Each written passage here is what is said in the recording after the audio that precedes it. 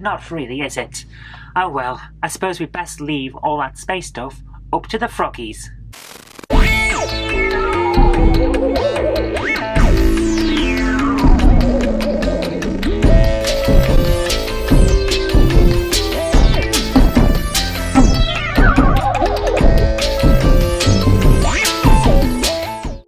Created in 1989 and released around the Christmas period that year as an advertisement for Glencoe's powerful Sprites Alive programming tool, Space Froggy is an impressive but difficult platform puzzle game.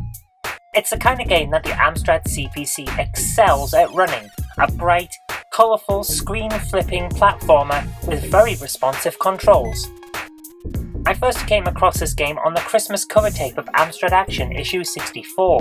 This issue was released 10 months before I began reading Amstrad Action on a monthly basis, and I will freely admit that my 9-year-old self had only bought the magazine for the cover tape at that time. In fact, that's how I started reading Amstrad Action regularly.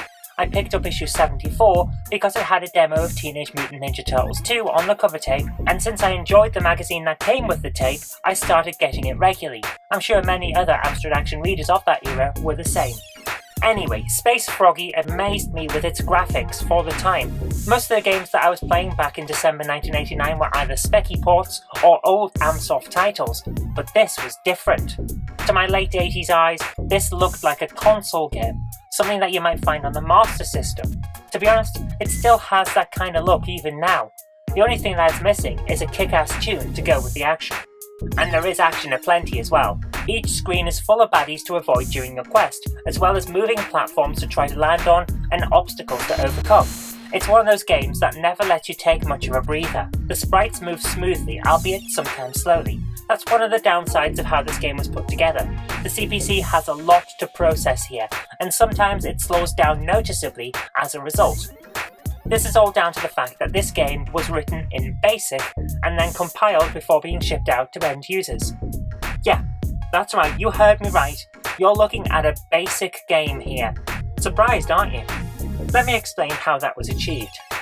Space Froggy, as the game explains when you inevitably die because this game is Nintendo levels of hard, was created as a demonstration of the things a programmer could achieve using Sprites Alive. Sprites Alive is a sprite editing tool that allows pretty slick animations to be created alongside single-frame sprites. It also comes with its own version of BASIC called Sprites Alive Basic and a set of RSX commands that allow the BASIC to interact with pre-written machine code.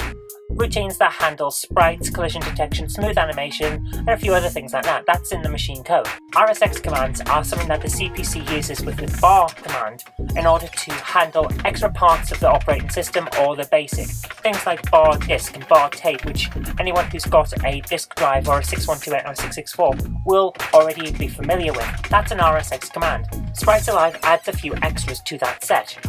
The software also comes with the Sprites Alive compiler, which will take the basic code that you write to create your program and create a compiled program that end users can run on their own machines without being able to break into the BASIC and change your work or pass it off as their own. It's a very impressive piece of kit, and I have to admit that when I first saw Space Froggy running, I wanted to buy a copy of Sprites Alive for myself so that I could make my own games. I never actually got around to it, however, because when I was saving up, and Sprites Alive wasn't too expensive, but in 1995 my limited pocket money wouldn't really stretch to that at the time. But anyway, while I was saving up, Amstrad Action brought out Graphic Adventure Creator on their Christmas cover tape in 1990, and the rest is history as far as my game creation days are concerned. I churned out so many adventure games using Graphic Adventure Creator, but that's a story for another day. Speaking of a story, there is one for Space Froggy, and it's ridiculous. Apparently, there's a shortage of Amstrad CPC 6128 ROM chips, and the programmer wants one to upgrade his CPC 464 to a CPC 6128. I know how he feels, because I have an upgraded 464-6128 hybrid, and it's a brilliant piece of kit, even if the full retail release of Teenage Mutant Ninja Turtles 2 isn't actually compatible with it, which I learned after buying a copy of that game, by the way, but that's around for another day. Let's get back to the game story. Apparently, there is one man who can solve the ROM shortage crisis, and he exploded. So instead, they're sending Space Froggy to collect some ROM chips. These ROM chips have been hidden inside a space maze that's full of baddies, and nope, the game doesn't explain why.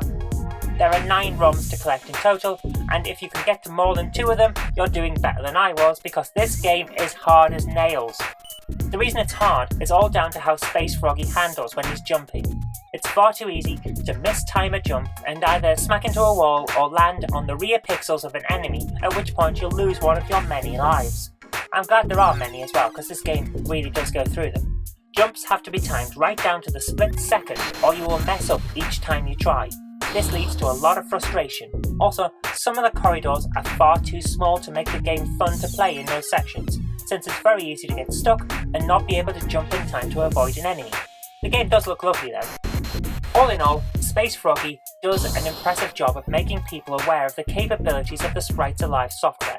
It's a fun platformer that could have done with a bit more testing, a little bit of tweaking, because of the tricky jumps that make the game frustrating at times. There's also a distinct lack of music, but perhaps that's due to memory overheads. The game is running at full screen after all, which is unusual for a CPC game of this era. Nevertheless, it controls fluidly, and I enjoy playing it. As a nifty little demo from a magazine cover tape, it's definitely worth a try. Well, there you are guys. Space Froggy is one weird little game. It's colourful, it's really nicely done, but it is a little hard in places, and most of those places tend to be the very small corridors that you tend to get stuck in.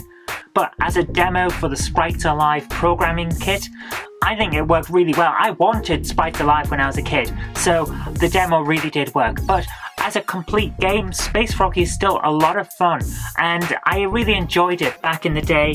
I played it over at Christmas and loved every minute of it, so I thought I'd share it with you because it is that good. Anyway, that's all we've got time for today, so thank you very much for watching. I hope you did like this, and if you did, remember to click that like button, share it with your friends so that they'll know a good game when they see it, and do subscribe for future videos because there will be more in the future. But until next time, I've been Kirk-Robinson, you've been watching GameHammer Dailies, and I'll see you tomorrow.